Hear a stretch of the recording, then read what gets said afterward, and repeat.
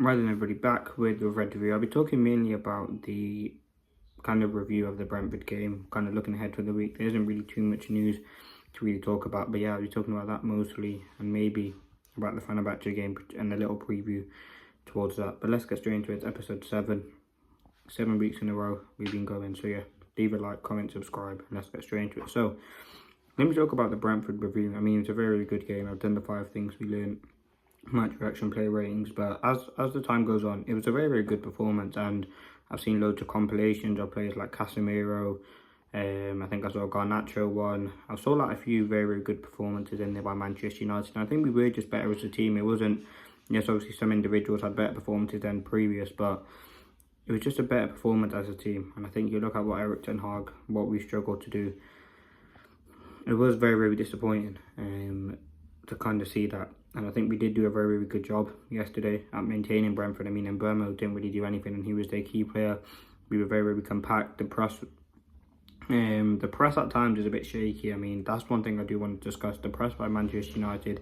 If we do continue to press like we do as a team, teams will just bypass through us. You've seen it Brentford yesterday. It was, at times, they could just run through our team, and that was a huge worry. I think that one, the press does work at times. It worked for the Højlund goal, but some of the time we can absolutely bypass through. So it is about getting the right time and being that real structure to that press.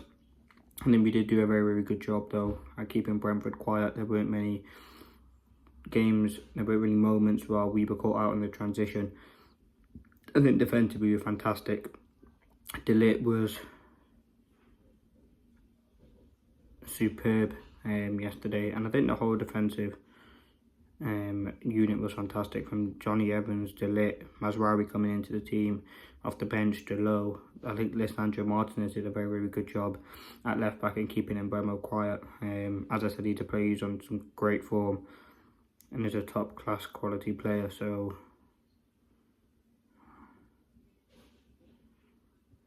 yeah, we've got to be careful with the way that we play with him. But as I said, Martinez, I think he could play a role at left back with Shaw and Malacia out.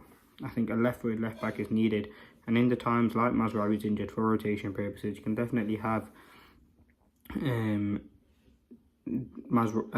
Martinez out there. I think he did a very good job there. I think, as I said, as a team, as a collective, I mean, yes, it's Brentford, but they are still a very good team. They scored 5 goals in their last Premier League game before playing against us. So yeah, we did massively struggle at times this season, but I think the momentum that we have is positive. I think it's all about building on this. I think Ten Hag got a lot right. There was a lot of pressure on him. I think the second half, what Ten Hag must have said to the team had a big impact, because we came out, scored within 89 seconds, and a great goal it was.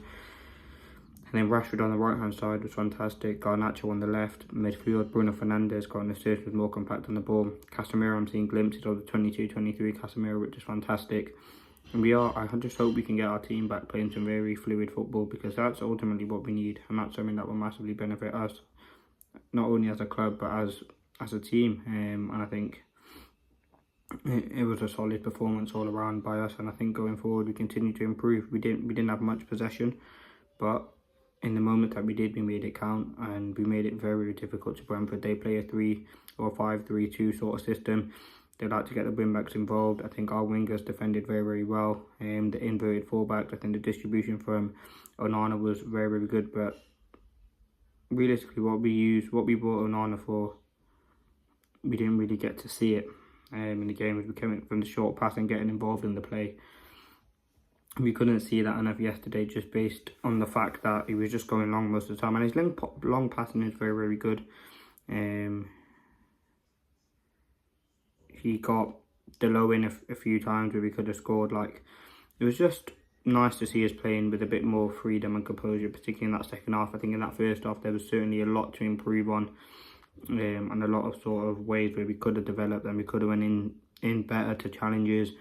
But it's all about taking a game at a time. And after the international break, we went into it after a 0-0 against Villa with a good point. Now we've come out with 3 points. It's all about building this momentum, taking on game by game. Obviously, yes, we've got players injured. Obviously, Mainu's out for a few games. Mount, these sort of players, they won't be in the team. But it's all about utilising the players we do have. And we do have some very, very, very good players who we can utilise in the game, in the next few games. So listen, we've got to be very careful. We've got to use our squad. We have to use our squad fantastically to really get the best out of it, and that's something that I think we can do. I think it's a big season for Ten Hag. We've got a big few games. As I said, we've got FENERBAÇHE midweek, West Ham, Leicester in the Cup, can't remember who's after that, and then we've got Ipswich and Leicester in the league coming up. So some games that are definitely winnable for Manchester United. I think Brentford and West Ham, these are the two games. Obviously West Ham won't have Kudus in their game, so that is a big benefit for Manchester United. So we've really got to take this on our hand. I think some of the players, some of the things that I'm seeing, I think Eriksen is a player who deserves praise. Obviously he didn't play yesterday. He did play yesterday, sorry. A very, very good player, and I think you've got to give these sort of players credit. You look at the team that we have, we should be winning most of these games. Obviously FENERBAÇHE, which I'll talk about now actually. It's going to be a tough game. Obviously we're away. Our away form isn't great in the Europa League. We haven't won a game. No, 2 draws in the Europa League. I mean, that isn't great. We need to win this game. FENERBAÇHE ain't going to be easy. They've got very, very good players. They've got Dusan Tadic.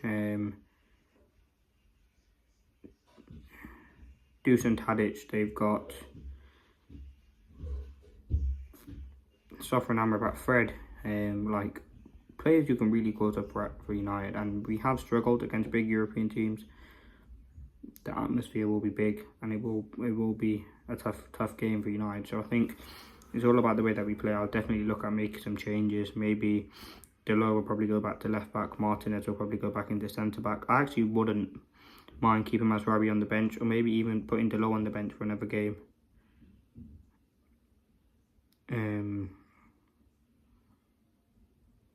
Keeping Mazraoui on the bench, like resting one of them, because I have played a lot of games, and keeping Martinez at left back. In midfield, I think you may see maybe Casemiro, Eriksen, Ugarte, something like that. I mean, I think Bruno is suspended for that game. I'll have to check, but you could see Casemiro, Eriksen, Ugarte, something like that. I'd like to see Eriksen in that number 10 role in this game if Bruno is suspended, or maybe even like you could put ZIRKZEE in that number 10 role. So there are definitely variations that United can offer, and I think we will go out and try to win this game, because we have to. We've had a poor start in the Europa League, and that's a competition we should be looking to win. I think we are one of the best teams in there. And FENERBAÇHE, yes, they are a good team. They got Mourinho as the manager, but it's a game United should be winning on paper, and I'm hoping that we can. I think we need a lot more momentum going forward, and I think it will be big if we can win a game like this, get some momentum on our side, go out there, show what we really can do. Get some nice possession, get some shots, create chances, maybe Højlund get a goal. I mean, we've got the attacking, we've got players in form. Rashford's creating chances off the right, we've got Garnacho on the left. So we have got players who can really cause a threat. So it's all about really just utilising that. And I'm hoping that we can do that in the game against FENERBAÇHE. As I said, it's a European game, a tough game, away game.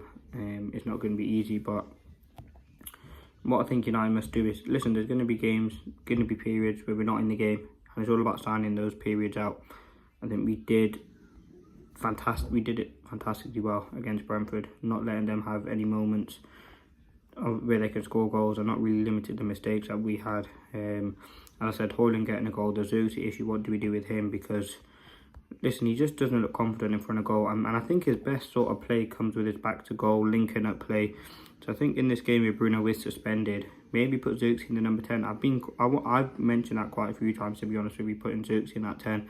I think that's something United can definitely do. But yeah, I think there is an issue with ZIRKZEE. Let me quickly touch on that, because listen, he started the first game, where he came on in the first game, scored a goal, and that really came from him dropping deep and linking play.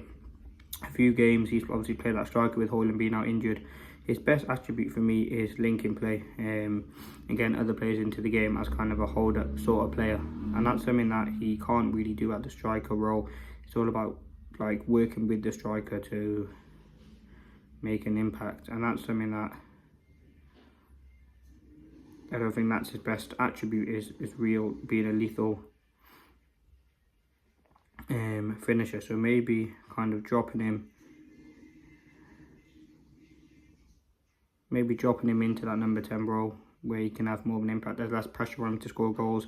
I think he can have a good relationship with Højlund. I think that could be something that could develop into something strong if we do let them work together. Obviously Bruno being out of the team will allow that maybe to happen, but listen, there's time to try these things out, and I think it is the game against Fenerbahce where Bruno is suspended. So I think that would be a perfect opportunity to do that. I think defensively we haven't conceded goals in games, but we also haven't scored goals, and that is sort of the issue. Yes, we got two against Brentford, but we have struggled to score goals, and with Højlund finding form, I think it's 2 goals in 3 games now for him. He is getting a lot of confidence, so I'm hoping we can use that against Fenerbahce. But that's really it from the Red review. I'm not going to make it too long. Yeah, I'm not going to go on. I think I've talked about some big topics there. Next week I'll probably do a bit of a news kind of roundup, but yeah, stay tuned for the topic videos coming. I'll be talking about Delete, talking about Garnacho and some more topic videos, but this has been the Red review. Like, subscribe, and peace.